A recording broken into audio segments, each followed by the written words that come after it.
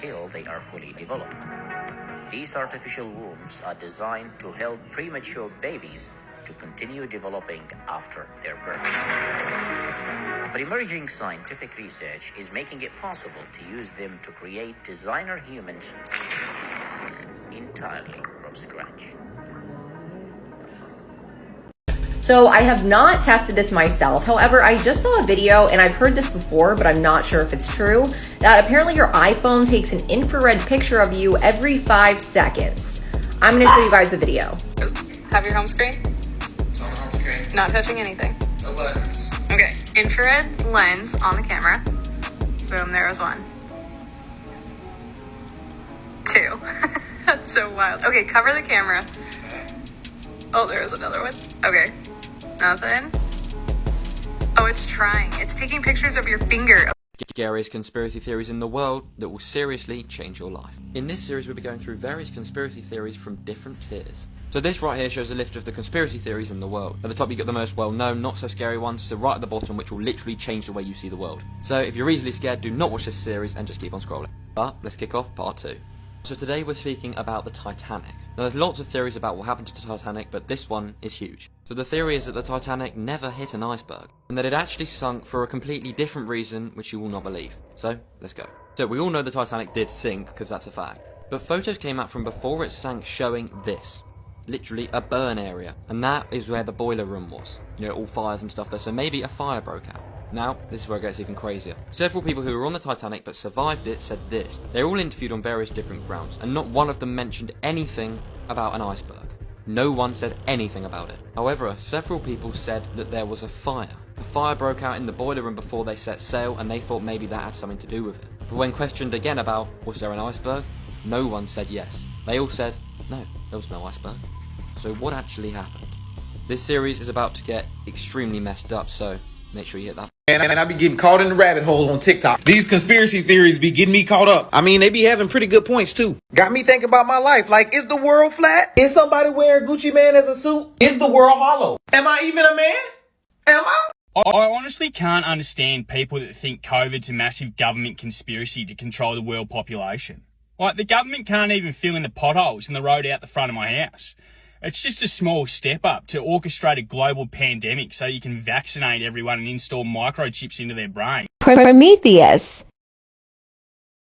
Life on Earth was created by a group of giant aliens, known as the Engineers. However, the Engineers grew displeased with humans and created a version of the Xenomorphs, aka the aliens, to destroy us. At one point, archaeologist Elizabeth Shaw says, "They created us, then they tried to kill us, they changed their minds, I deserve to know why." The why is simple. We failed them and killed those they sent to help guide us. The human species is a failed experiment that they want to end. The movie takes place in 2093, and we know that 2,000 years ago is when the Engineers made the decision to destroy us. What significant event happened on Earth 2,000 years ago? The crucifixion of Jesus Christ. Perhaps Jesus himself was an emissary sent by the Engineers to guide us. When humans even turned on him, the Engineers knew we were irredeemable as a species and decided to destroy us. Sound crazy? Consider the Christian symbolism throughout the movie. Shaw herself is infertile, and yet she becomes pregnant with one of the aliens. And when does this birth happen? Christmas Day. The name of the planet itself is a clue. LV-223 corresponds to Bible passage Leviticus 22:3. Could they be the People Anunnaki? are unclean when they approach the sacred offerings, then they are cut off from God. The Engineers are our gods. We became unclean when we sacrificed Jesus, their sacred offering. Now, we're being cut off from them. Jesus attempted to save humanity through self-sacrifice. When the Engineer ship, which is full of aliens, is headed towards Earth to destroy us, Captain Janek and his crew sacrificed themselves to save humanity by crashing into the Engineer ship. All three have their arms raised over their heads, with Janek elevated in the middle of his two crewmen, the exact same position as Jesus and the two thieves when they were crucified at Calvary. And it's not an accident that Shaw is wearing a crucifix for the entire movie. So Prometheus was about Genesis, which is the creation of life on Earth. Will the upcoming sequel be Revelation? What's a conspiracy theory that you 1,000% believe in? I'll go first. That Area 51 isn't where we think it is.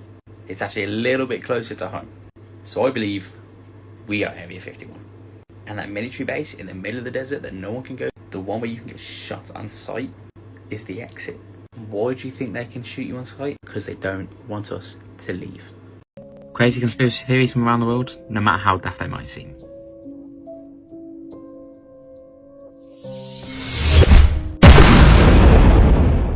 Now, I couldn't actually believe when I saw this one.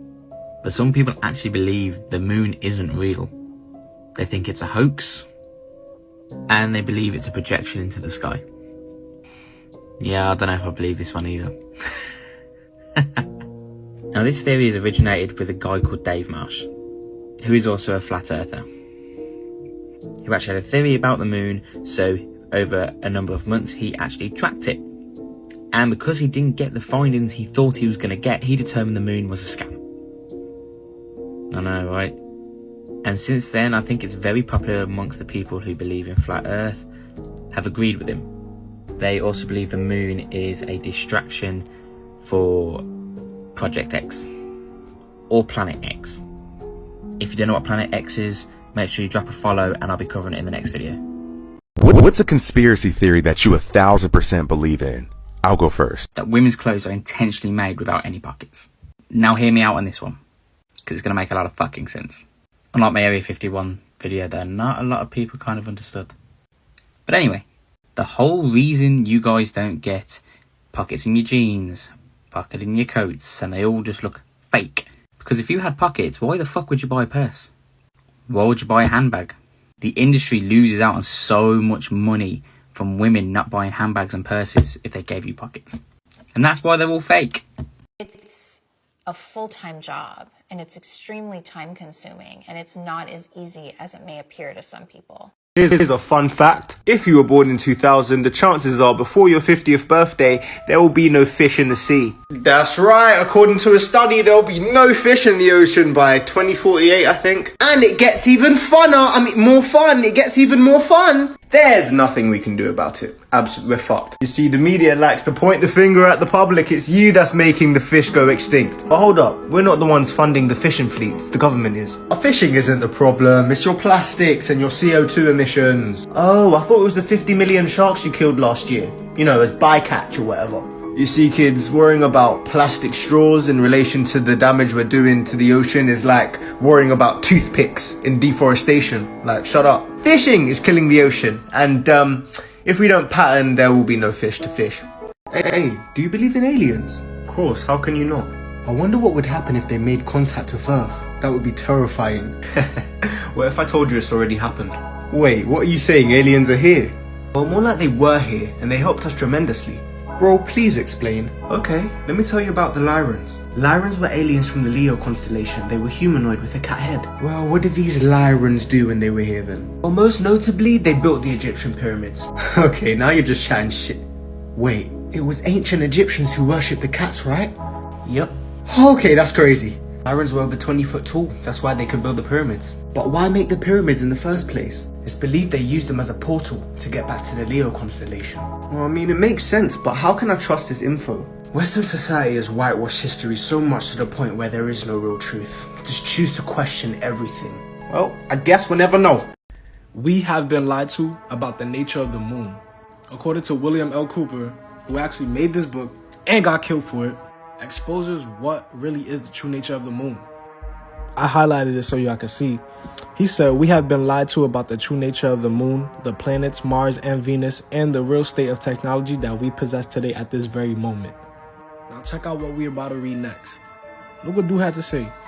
There are areas on the moon where plant life grows and even changes color with the seasons. This seasonal effect is because the moon does not, as claimed, always present the exact same side to the earth or the sun. The moon has several human-made lakes and ponds on its surface, and clouds have been observed and filmed in its atmosphere.